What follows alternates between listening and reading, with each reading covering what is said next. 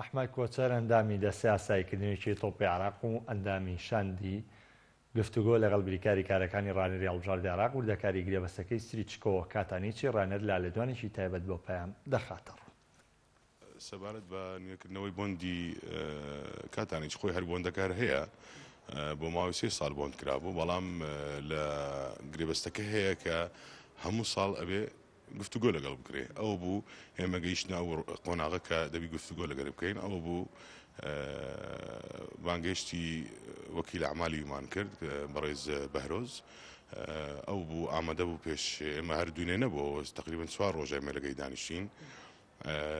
ئەو بوو لەسەر هەموو خاڵەکان پێک هاتن لەگەڵ ئەو لەگەی ویشماقسەکەەوە ئۆنلاین لەگە ئێمە بوو.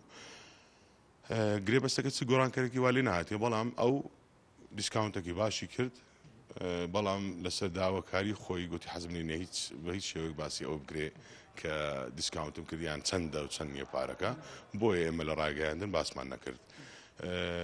بەڵام هەر خۆشی پێشنیاریوی بووە و زۆر هاتە پێش لە ئێمە و ئێمە پێمان باش بوو ئەو بمینێتەوە. ئەویش شەر پێی خۆش بوو لەگەڵ هەڵبژاردەی عێراق بمینێ. ئەو بوو ئێمە گەیشتە نەتیجەیەک و بۆنمان لەگەڵ ئیمزا کرد.